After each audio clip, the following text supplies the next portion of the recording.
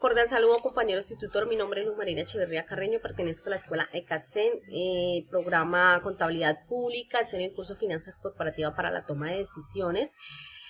Rápidamente les cuento que la ampliación de capital es el incremento del capital social de una empresa mediante la emisión de acciones nuevas, aumento del valor nominal de las acciones y la capitalización de reservas de transformación al capital social. La emisión de las acciones aumento del valor nominal, podemos decir que es el comportamiento de las acciones del mercado en proporción entre el número de las acciones nuevas en las que ya existen. Se divide el capital del valor, ¿sí? Sería el valor nominal, se divide el capital social entre las acciones de las empresas. Aumento del capital social. Si hay un aumento del capital, pues es porque el incremento del número de títulos o bien se ha subido al valor nominal de las ya existentes. El capital social en la fórmula es igual a número de títulos por el valor nominal.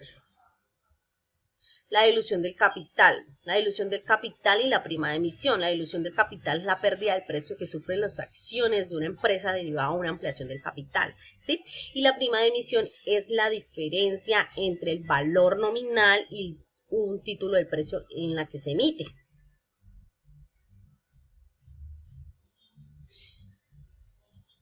Valor contable y valor en el mercado. El valor contable por cada título de poder del accionista determina el valor de la empresa obtenido. El valor de mercado en una corporación de capital abierto está determinado por el valor del mercado de sus acciones multiplicado por la cantidad de acciones que se encuentran circulando en el mercado. Si nos vamos a los derechos de los suscripción de permanencia de los accionistas, es ese derecho que tienen ellos, sobre todo los antiguos, de ampliar su capital adquiriendo unas nuevas acciones, cubre el efecto de dilución, puesto que comprende el valor de la acción antes de la aplicación del capital menos el valor de acción luego de la ampliación. Bueno, en la capitalización de reserva, las utilidades no se le distribuyen a los socios en dinero, ¿sí? Sino en acciones o proporciones.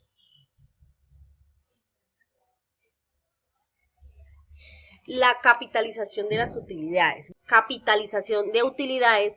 Las utilidades comprenden en el traslado de la utilidad de la cuenta en utilidades del ejercicio o la cuenta de utilidades retenidas a la cuenta de capital social. Y ese financieramente pues es más económico. Según el artículo 36.3 del Estatuto Tributario menciona que las utilidades que se capitalicen serán un ingreso no constitutivo, de renta ni ganancias ocasionales. En políticas de dividendos, las políticas de dividendo, la proporción de ganancias o beneficios que la entidad reparte entre los accionistas, el objetivo sería maximizar el beneficio de propietarios de la empresa y proporcionar suficiencia de financiamiento. Vamos a observar ¿qué son las políticas de dividendo? Las políticas de dividendo son enfocadas a distribuir beneficios de la empresa sin afectarla financieramente. Establece pautas para tratar a futuro las utilidades generadas según las necesidades de la empresa y son fuentes de financiamiento con inducción a políticas de dividendo. Estas políticas se establecen teniendo en cuenta los beneficios que conllevan a retener las utilidades y las distribuciones de estas a través de dividendos. Rápidamente vamos a mencionar dividendos. Sería la fuente de ingreso de los inversionistas obtenido en ganancias por las acciones que tienen en las empresas. El importe del dividendo debe ser aprobado por la Junta General de Accionistas propuesta por el Consejo de Administración. Bueno, según el artículo 155 del Código de Comercio, están obligadas a entregar dividendos a los accionistas el 50% de sus utilidades. El porcentaje puede ser menor o incluso cero, pues más del 78% del valor de las acciones representadas, así se decide. Tipos de políticas de dividendo. Tenemos las estables, que son pagos anuales, las políticas de dividendo constantes y las políticas de dividendo residual volátil. Bueno, si hablamos de las políticas de dividendos estable, podemos mencionar que pues son más fáciles, y más utilizadas. El objetivo de la política del pago de dividendos constante es predecible, ¿sí? Pues cada año. ¿Qué es lo que busca la mayoría de los inversionistas? Ya sea pues las ganancias suban o bajen, los inversores reciben los dividendos, ¿sí? El objetivo es como alinear esa política de dividendos en conocimiento a largo plazo de la empresa en lugar de la volatilidad trimestral de las ganancias, ¿sí? El enfoque se le da al accionista más certeza sobre el monto en el momento del dividendo. Si hablamos de las políticas constantes, ¿sí? Pues sería el porcentaje anual especificado. El principal inconveniente de la política, de esta política, es que los inversores no pueden pues ver el aumento de dividendos en los años de bonanza. Bajo políticas de dividendo constante, la compañía paga el porcentaje, como decimos, redundando, sus ganancias como dividendos por cada año. De esa manera, los inversores experimentan la volatilidad total de las ganancias de la compañía. Y en las políticas residuales, podemos mencionar que son altamente volátiles, pero algunos inversores ven como es como la única política que divide, que los dividendos son pues aceptados. La política de dividendos residuales también paga dividendos restantes después de que la compañía paga los gastos del capital financiero al capital de trabajo.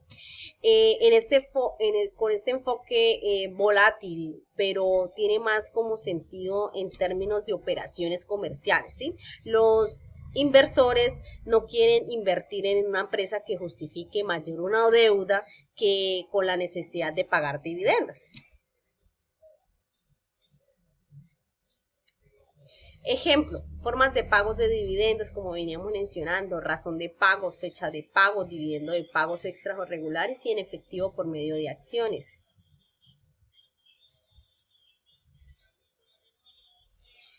Persuasión. En la política de dividendo, la persuasión es como persuadir al accionista para que no retire sus acciones o sus dineros.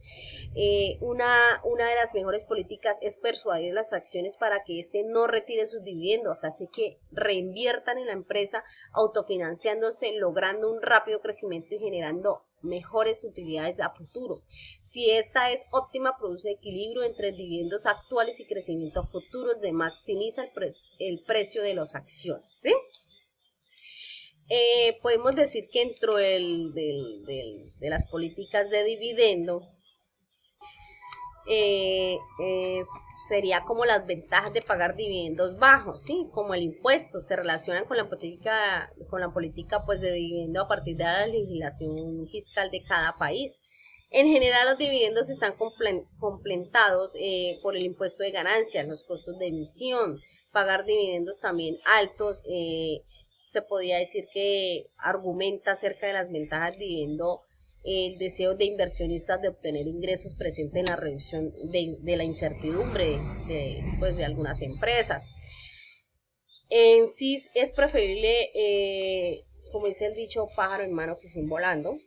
Se basa en el argumento de las proyecciones de dividendos a futuros más inciertas que las proyecciones de dividendos a corto plazo, dado que a los accionistas les agradece la incertidumbre, ¿sí? Preferían comprar acciones de las empresas que pagan dividendos más altos, pues a precios que son más, por el cual pues esos mismos precios son más altos. Los factores que influyen en las políticas de dividendos serían como las restricciones legales, las limitaciones contractuales, las consideraciones sobre el mercado. Es claro que las políticas de dividendo pueden crear el valor, ¿sí? La decisión de la política de dividendo decide que en esencia el ejercicio de un juicio bien informado, las decisiones pueden cuantificarse con exactitud. Los agentes financieros toman las decisiones al respecto y habrán de tener en cuenta todos los factores que influyen en la política de dividendos.